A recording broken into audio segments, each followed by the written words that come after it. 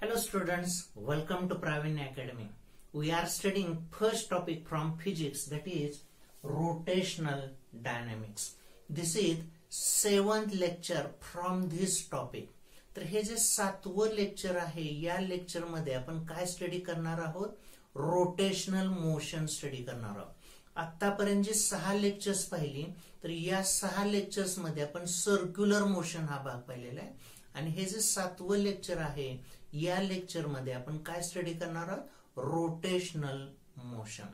तर first of all we define what is rotational motion. तर आता या ठिकाणी मी एक बॉडी घेतलेली आहे. काय घेतलेलं आहे? बॉडी. आणि या बॉडीच्या बाबतीत 2 इक्वल आणि अपोजिट फोर्सेस अप्लाय करतोय, म्हणजे कपल अप्लाय करतोय. मग कपल अप्लाय केल्यानंतर ही बॉडी या ऍक्सिस भोवती काय व्हायला सुरुवात होते? रोटेट व्हायला सुरुवात होते. ओके. मग या मोशनला काय म्हणायचं? Rotational motion. तर रोटेशनल मोशनची डेफिनेशन आपण यानुसार देऊ शकतो.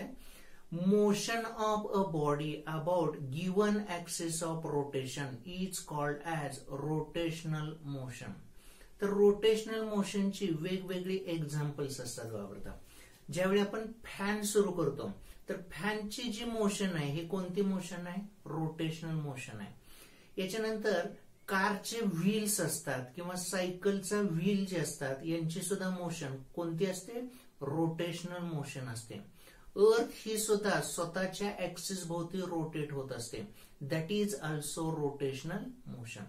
तर रोटेशनल मोशन स्टडी करण्यासाठी मोमेंट ऑफ इनर्शिया माहित पाहिजे. काय माहित पाहिजे? मोमेंट ऑफ इनर्शिया माहित पाहिजे. तर मोमेंट ऑफ इनर्शिया म्हणजे काय हे समजण्यासाठी आपण इथं थोडस कंपॅरिझन पाहूया. कशामधलं? लिनियर मोशन आणि रोटेशनल मोशन मधील. तर लिनियर मोशन म्हणजेच काय? Motion of a body in straight line path. तर याला आपण काय म्हणतो? Linear motion. आता समजा बॉडीचं मास m इतका आहे, बॉडीवरती फोर्स F इतका अप्लाय केला. मग ही बॉडी किती व्हेलॉसिटीने चाललेली आहे? v इतक्या व्हेलॉसिटीनं पुढे निघालेली आहे. मग या बॉडीच्या बाबतीत कायनेटिक एनर्जीसाठी आपल्याला फॉर्म्युला माहित आहे. कायनेटिक एनर्जीसाठी काय फॉर्म्युला असतो? 1/2 m × v². याच बॉडीच्या बाबतीत आपण मोमेंटम फाइंड आउट करू शकतो. मोमेंटम म्हणजेच काय? Product of mass into velocity. किंवा इथं फोर्सची व्हॅल्यू फाइंड आउट करू शकतो. फोर्स कसा द्यायचा? Mass into acceleration. तर यानुसार लिनियर मोशन मध्ये आपण कायनेटिक एनर्जी, मोमेंटम आणि फोर्स कॅल्क्युलेट करू शकतो. आता याच पद्धतीने आपण रोटेशनल मोशन मध्ये पाहूया. तर रोटेशनल मोशन मध्ये कायनेटिक एनर्जी फाइंड आउट करण्यासाठी काय फॉर्म्युला वापरायचा? 1/2 I⍵². तर इथं v असते. लिनियर मोशन मध्ये व्हेलॉसिटी कशाने डिनोट करतो? v न. तर रोटेशनल मोशन मध्ये व्हेलॉसिटी कशाने डिनोट करतो? ओमेगा न. तर रोटेशनल मोशन मध्ये कायनेटिक एनर्जी कोणता फॉर्म्युला वापरायचा? 1/2 I × ω². हा फॉर्म्युला यूज करायचा. याच्यानंतर मोमेंटम. मोमेंटम कसा फाइंड आउट करतो? रोटेशनल मोशन मध्ये I × ω. इथं v आहे, तर इथं काय घ्यायचं? ओमेगा. ओके. आणि टॉर्क. इथं फोर्स कसा फाइंड आउट करतो? Mass into acceleration. Linear motion मध्ये ऍक्सिलरेशन a न डिनोट केलेलं आहे. तर रोटेशनल मोशन मध्ये ऍक्सिलरेशन हे कशाने डिनोट करायचं? अल्फा ने डिनोट करायचं. तर आता या ठिकाणी 2 व्हॅल्यू कम्पेअर करायचे बाबा.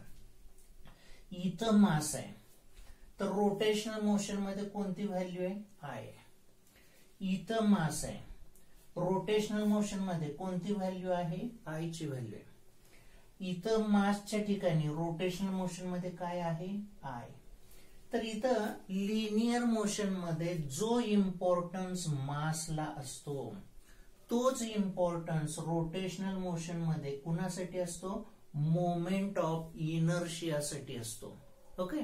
तर आता या ठिकाणी आपण मोमेंट ऑफ इनर्शिया कसा फाइंड आउट करायचा बॉडीचा, तो भाग इथं आपण पाहणार आहोत. Here we define moment of inertia of rotating body. For this purpose, here I consider a body having n number of particles, having masses m1, m2, m3, ... mn. तर ही बॉडी n इतक्या पार्टिकल्स पासून बनलेली आहे. तर पहिला पार्टिकल जो आहे याचा ऍक्सिस ऑफ रोटेशन पासूनचा डिस्टन्स किती आहे r1. सेकंड पार्टिकलचा ऍक्सिस ऑफ रोटेशन पासूनचा डिस्टन्स किती आहे r2. थर्ड पार्टिकलचा ऍक्सिस ऑफ रोटेशन पासूनचा डिस्टन्स किती आहे r3. आणि nth पार्टिकलचा ऍक्सिस ऑफ रोटेशन पासूनचा डिस्टन्स किती आहे rn इतका आहे. आणि ही बॉडी समजा या ऍक्सिस भोवती रोटेट होत असेल तर या बॉडीचा या ऍक्सिस भोवतीचा मोमेंट ऑफ इनर्शिया या फॉर्म्युल्यानुसार फाइंड आउट करू शकतो. I इज इक्वल टू काय घ्यायचं बरोबर m1 इंटू r1 चा काय घ्यायचा स्क्वेअर प्लस आता सेकंड पार्टिकल m2 याचं ऍक्सिस ऑफ रोटेशन पासूनचं डिस्टन्स r2 आहे. m2 इंटू r2 चा square. Third particle m3 axis of rotation पासूनचं डिस्टन्स किती आहे r3. m3 into r3 square. तर याच पद्धतीनं nth पार्टिकलचं ऍक्सिस ऑफ रोटेशन पासूनचं डिस्टन्स किती आहे rn इतकं आहे. तर इथं प्लस mn इंटू rn चा स्क्वेअर अशी व्हॅल्यू घेतोय. हेच पुढे असं येईल वापरता. इथं सम आहे बरोबर. सम म्हणजे काय बेरीज. तर हा सम आपण सिग्मा नोटेशन दाखवू शकतो. तर हे कसं लिहायचं sigma mi into ri square where i goes from 1 to n अशी व्हॅल्यू मिळेल. ओके. तर इथं i ची value sigma notation mi into ri square i goes from 1 to n. आणि याच SI युनिट मास कशामध्ये मेजर करतो किलोग्राम मध्ये. रेडियस कशामध्ये मेजर किंवा डिस्टन्स कशामध्ये मेजर करतो मीटर मध्ये. म्हणून SI युनिट काय लिहायचं kg इंटू मीटर स्क्वेअर. आणि डायमेन्शन्स काय असतील मीटर म्हणजे L चा स्क्वेअर, kg म्हणजे मास रेस टू 1 आणि t रेस टू काय असेल 0. तर हे SI युनिट आणि डायमेन्शन्स असतील. तर आता आपण या ठिकाणी डिफाइन करतोय. काय डिफाइन करतोय मोमेंट ऑफ इनर्शिया. तर इथं moment of inertia of a body about given axis of rotation is defined as sum of sum म्हणजे काय बेरीज sum of product of mass of each particle and square of its distance from axis of rotation. तर दिलेल्या बॉडीचा दिलेल्या axis भोवतीचा moment of inertia म्हणजे काय असतो सम असतो. Sum of product of mass of each particle and square of its distance from axis of rotation. तर यानुसार आपण या बॉडीचा या ऍक्सिस भोवतीचा moment of inertia find out करू शकतो. ओके. आता इथं बघा इथं मोमेंट ऑफ इनर्शिया माहित फाइंड आउट करण्यासाठी प्रत्येक पार्टिकलचं मास माहित पाहिजे, या पार्टिकलचं ऍक्सिस ऑफ रोटेशन पासूनचं डिस्टन्स माहित पाहिजे, मास माहित पाहिजे, डिस्टन्स माहित पाहिजे. तर प्रत्येक पार्टिकलचं मास आणि प्रत्येक पार्टिकलचं axis of distance axis of rotation पासूनचं डिस्टन्स फाइंड आउट करून moment of inertia find out करणं डिफिकल्ट आहे. तर त्यासाठी आपण एक शॉर्टकट मेथड यूज करणार आहोत. तर याच्यासाठी काय यूज करायचं इंटिग्रेशन यूज करायचं. तर आता या बॉडीचा या ऍक्सिस भोवतीचा मोमेंट ऑफ इनर्शिया माहित पाहिजे. तर याच्यासाठी काय करायचं बाबा आता तर या बॉडी मधला स्मॉल एलिमेंटचं मास माहित पाहिजे. बॉडीचं काय माहित पाहिजे स्मॉल एलिमेंटचं मास समजा dm इतकं आहे आणि हे मास ऍक्सिस ऑफ रोटेशन पासून किती अंतरावरती r इतक्या अंतरावरती. मग या बॉडीचा या ऍक्सिस भोवतीचा मोमेंट ऑफ इनर्शियासाठी फॉर्म्युला काय लिहितोय इंटिग्रेशन r स्क्वेअर इंटू काय लिहितोय dm लिहितोय. तर हा शॉर्टकट मध्ये फॉर्म्युला असेल. तर इथून पुढे आपण moment of inertia find out करण्यासाठी या फॉर्म्युल्याच्या ऐवजी हा फॉर्म्युला यूज करणार आहोत. I is equal to integration r square into dm. तर डीएम म्हणजेच काय, या बॉडी मधलं स्मॉल एलिमेंटचं मास डीएम, आणि या डीएमचं ऍक्सिस ऑफ रोटेशन पासूनचं डिस्टन्स किती आहे, आर.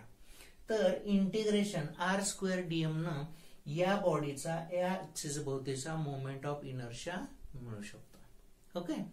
तर आता मोमेंट ऑफ इनर्शियाची व्हॅल्यू दिलेल्या ऍक्सिस भोवती फिक्स्ड असते.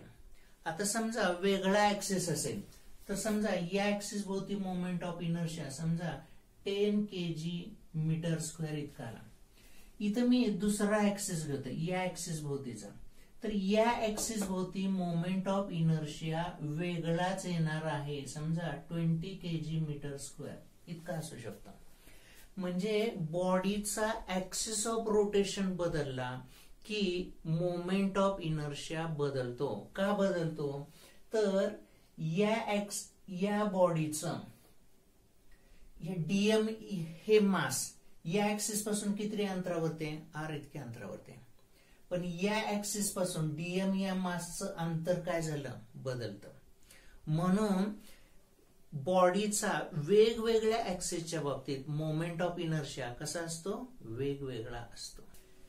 Here we see moment of inertia of some regular bodies. तर इथं मी एक टेबल दिलेलं आहे. तर या टेबल मध्ये डिफरंट बॉडीज दिलेले आहेत आणि या बॉडीचा given axis of rotation moment of inertia दिलेला आहे. तर या ठिकाणी फर्स्ट बॉडी जी आहे ही काय आहे, रॉड आहे. हा रॉड आहे. It's mass is m and length is l. Mass m आहे, लेंथ एल आहे. तर मोमेंट ऑफ इनर्शिया किती असतो, ml स्क्वेअर अपॉन 12. तर या रॉडचा या ऍक्सिस भोवतीचा मोमेंट ऑफ इनर्शिया किती आहे, ml स्क्वेअर अपॉन 12. याच्यानंतर रिंग दिलेले बाबा, काय दिलेले आहे, रिंग. तर रिंगचं मास एम आहे, रेडियस आर इतका आहे. तर या रिंगच्या सेंटर मधून ऍक्सिस पास करतोय आणि हा ऍक्सिस रिंगच्या प्लेनला कसा असेल, परपेंडिक्युलर. तर या रिंगचा या ऍक्सिस भोवतीचा मोमेंट ऑफ इनर्शिया काय फॉर्म्युला आहे, एम इंटू आर चा स्क्वेअर.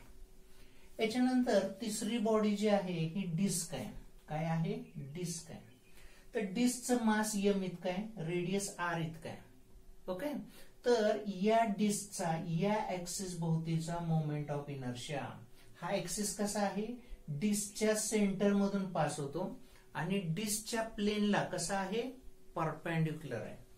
तर या डिस्कचा या ऍक्सिस भोवतीचा मोमेंट ऑफ इनर्शिया काय फॉर्म्युला आहे, 1/2 m इंटू आर चा स्क्वेअर.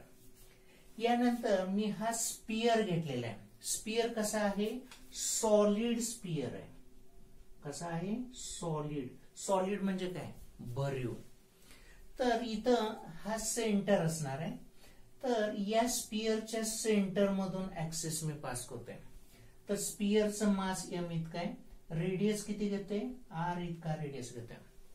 तर या स्पियरचा या ऍक्सिस भोवतीचा मोमेंट ऑफ इनर्शिया या फॉर्म्युल्यानुसार फाइंड आउट करतोय. 2/5 m into r square find out करतोय. यानंतर पुढची बॉडी घेतलेली आहे, हॉलो स्पियर आहे. कोणता स्पियर आहे, हॉलो स्पियर. हॉलो म्हणजे काय, पोकळ स्पियर असणार आहे. तर या स्पियरचं मास एम इतका आहे आणि रेडियस किती घेते, आर इतका घेतलेला आहे. तर हा हॉलो स्पियर शेडेड रिजन दाखवलेला आहे. तर या स्पियरचा या ऍक्सिस भोवतीचा मोमेंट ऑफ इनर्शिया काय फॉर्म्युला आहे, 2/3 m इंटू आर स्क्वेअर. तर इथला मोमेंट ऑफ इनर्शिया जास्त आहे, याच्यापेक्षा याचा मोमेंट ऑफ इनर्शिया जास्त आहे. या ठिकाणी आपण अजून काही बॉडीचा moment of inertia about given axis पाहणार आहोत. तर या ठिकाणी सॉलिड सिलेंडर आहे. हा सिलेंडर आहे सॉलिड. सॉलिड म्हणजे काय, आतून भरीव असेल.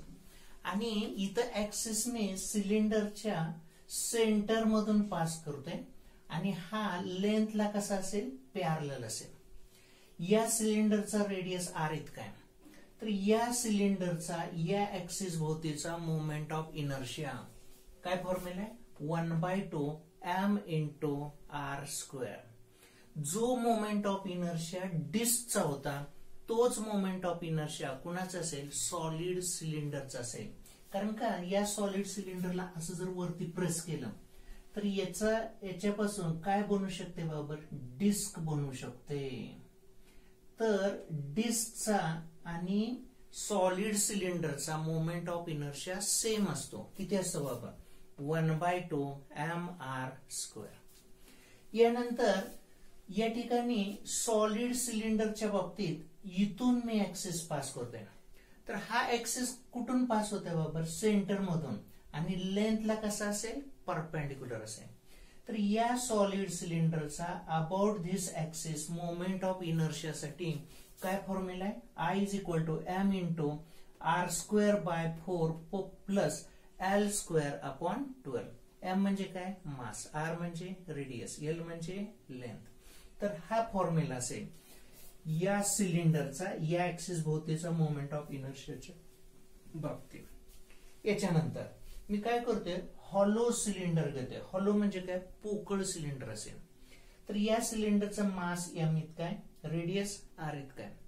तर या हॉलो सिलेंडरचा या ऍक्सिस भोवतीचा मोमेंट ऑफ इनर्शिया काय फॉर्म्युला बाबा I is equal to m into r square. तर इथं हॉलो सिलेंडर जो आहे हा जर आपण असा प्रेस केला वरून खाली तर याची फक्त रिंग बनते. काय बनेल रिंग बनेल.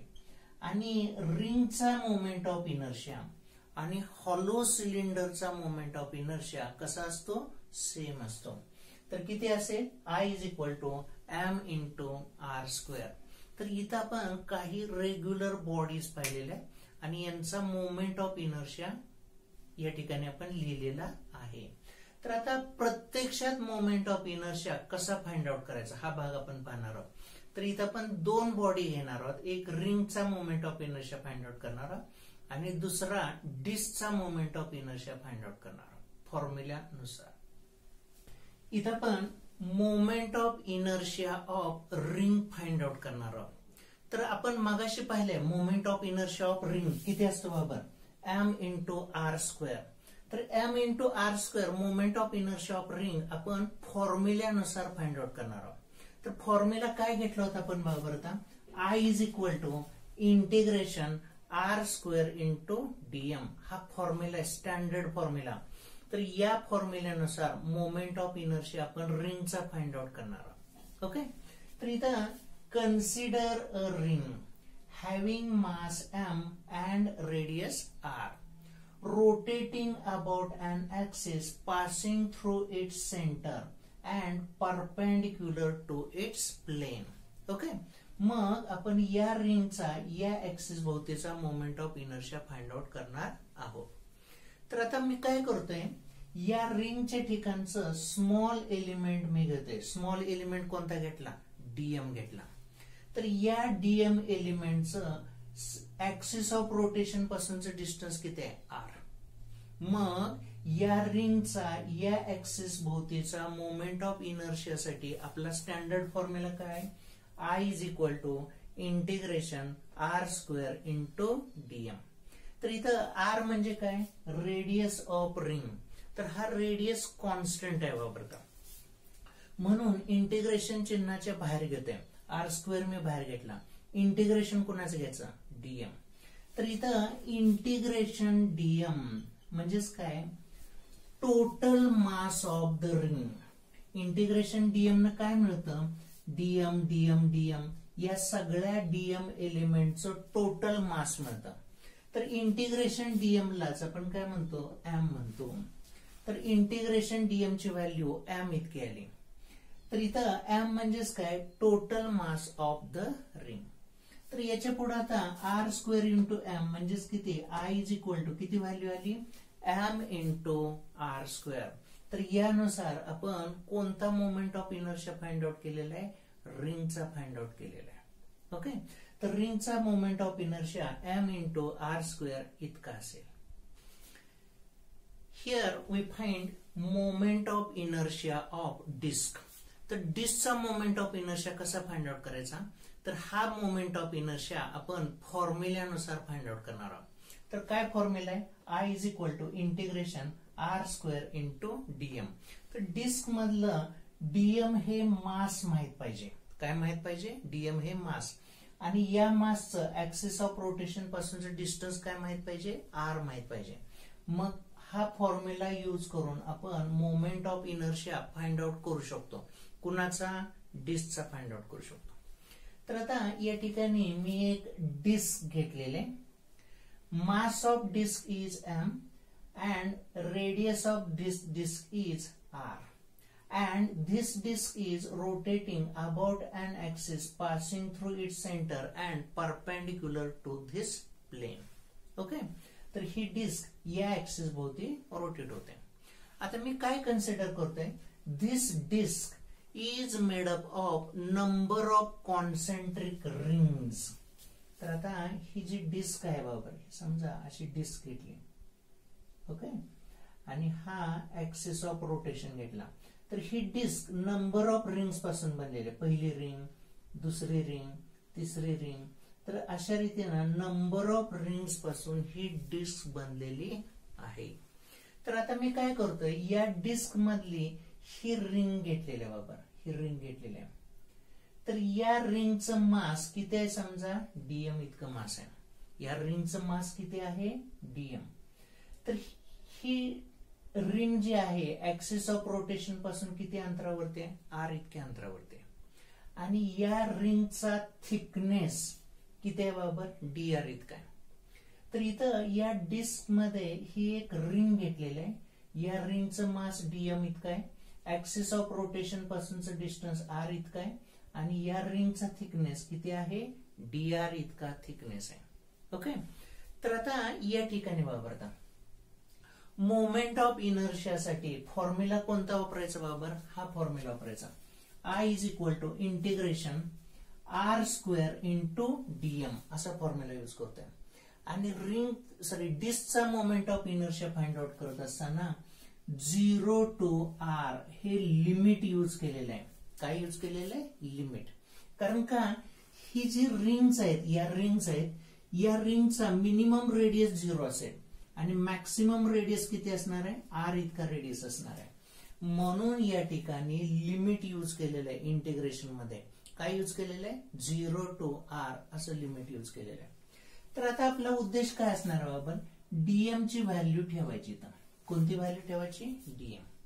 तर डीएम ची व्हॅल्यू कशी फाइंड आउट करायची, तो भाग इथं आपण पाहणार आहोत. तर या ठिकाणी sigma is equal to surface density of disk. डिस्कची सरफेस डेन्सिटी कशी फाइंड आउट करायची, sigma is equal to mass of disk divided by area. तर डिस्कची surface density sigma is equal to mass divided by area. डिस्कचं mass किती आहे, M, area किती घ्यायचा, पाय आर स्क्वेअर. तर यानुसार डिस्कच्या बाबतीत आपण सरफेस डेन्सिटी फाइंड आउट केली, म्हणजे काय फाइंड आउट केला, सिग्मा. ओके, तर आता आपण काय करूया, या ठिकाणी ही रिंग घेऊया. काय घ्यायचं बाबर, रिंग घ्यायची. ही रिंग घेते. तर या रिंगचा आपण काय फाइंड आउट करूया, सरफेस डेन्सिटी फाइंड आउट करायची रिंगची. तर रिंगची सरफेस डेन्सिटी कशी फाइंड आउट करायची, या रिंगचं मास डिवायडेड बाय या रिंगची काय घ्यायची, area. Mass divided by area, DM upon DM. तर मास रिंगचं किती आहे, डीएम. आता एरिया फाइंड आउट करायचा. एरिया कसा फाइंड आउट करायचा बाबा, एरिया कसा फाइंड आउट करतो या रिंगचा. तर इथं सर्कमफरन्स घ्यायचा. सर्कमफरन्स किती आहे, 2 पाय आर. तर या सर्कमफरन्सला थिकनेसनं मल्टिप्लाय करायचं, 2 पाय आर इंटू डी आर. तर यानुसार डीए ची व्हॅल्यू फाइंड आउट केलेली आहे. डीए ची व्हॅल्यू किती आली, सर्कमफरन्स इंटू डी आर. तर यानुसार आपण काय फाइंड आउट केला, रिंगच्या बाबतीत सिग्मा फाइंड आउट केलेला आहे. डिस्कचा सिग्मा आणि रिंगचा सिग्मा सेम असतो. ओके, तर आता या ठिकाणी बरोबर ही डीएम ची व्हॅल्यू आपण फाइंड आउट करूया. डीएम इज इक्वल टू सिग्माला या व्हॅल्यूनं मल्टिप्लाय करायचं. किती मल्टिप्लाय करतोय, 2πr इंटू dr. तर यानुसार आपल्याला काय मिळेल, तर या रिंगचं मास मिळेल. रिंगचं मास किती मिळालं, dm इतकं मास मिळालं. तर आता हे मास आपण या फॉर्म्युल्यामध्ये ठेवणार आहोत, इथे ठेवणार आहोत dm. तर I is equal to integration 0 to r r square into dm च्या ठिकाणी ही व्हॅल्यू ठेवते. dm च्या ठिकाणी काय व्हॅल्यू ठेवते, sigma into 2πr into dr ही व्हॅल्यू ठेवते. आता हे इंटिग्रेशन सॉल्व्ह करायचं. इंटिग्रेशन सॉल्व्ह करत असताना ज्या कॉन्स्टंट टर्म्स असतात, these terms are taken outside of integral sign. तर इथं सिग्मा कॉन्स्टंट आहे, पाय कॉन्स्टंट आहे, सिग्मा 2 आणि पाय या व्हॅल्यू कॉन्स्टंट आहे. तर या value me outside of integration लिहितोय. काय काय आलं बाबा, 2π इंटू सिग्मा. तर इंटिग्रेशनच्या आतमध्ये हा r स्क्वेअर आणि हा r म्हणजे काय झालं बाबा, r cube. Integration r cube into dm. तर इथं लोअर लिमिट किती आहे, 0. अप्पर लिमिट किती घ्यायचं, r घ्यायचं. 0 टू r असं लिहू शकतोय. तर या ठिकाणी integration r cube dm 0 to r असं लिहिलं. आणि आपल्याला इंटिग्रेशनचा फॉर्म्युला माहित आहे, x raise to n dx. काय फॉर्म्युला असतो, x raise to n plus 1 upon n plus 1. तसं r क्यूबचं इंटिग्रेशन किती मिळतं, r रेज टू 4 अपॉन 4.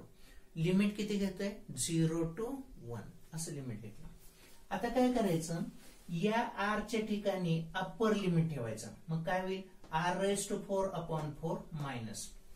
या r च्या ठिकाणी लोअर लिमिट ठेवायचं. लोअर लिमिट म्हणजे किती आहे बाबा, 0. 0 रेज टू 4 अपॉन 4 अशी व्हॅल्यू येईल. तर इथं 0 रेज टू 4 अपॉन 4 म्हणजे किती आलं बाबा, 0 आलं. ओके. मग या ठिकाणी बाबा आता 2π into sigma into r raise to 4 upon 4 minus 0 म्हणजे किती व्हॅल्यू आली बाबा, ही एवढी व्हॅल्यू आली. 2π सिग्मा into r raise to 4 upon 4. तर आता आपण सिग्मा फाइंड आउट करूया. इथं सिग्मा फाइंड आउट करायचा. सिग्माची व्हॅल्यू किती आहे बाबा, m upon pi r square. तर सिग्माची व्हॅल्यू मी इथं लिहिते, m upon pi r square. Okay. तर आता काय व्हॅल्यू मिळते बाबा, आता या पायला हा पाय कॅन्सल. 2 अपॉन 4 म्हणजे किती आलं, 1/2. या r स्क्वेअरला इथं r स्क्वेअर मिळेल. तर काय व्हॅल्यू मिळेल बाबा, आता I is equal to 1/2 m into r square. तर यानुसार आपण कोणाचा moment of inertia find out केलेला आहे, डिस्कचा moment of inertia find out केलेला आहे. तर त्याच्यासाठी हा स्टँडर्ड फॉर्म्युला आपण यूज केलेला आहे. याच पद्धतीने आपण कोणतीही बॉडी असेल तर त्या बॉडीचा moment of inertia find out करू शकतो.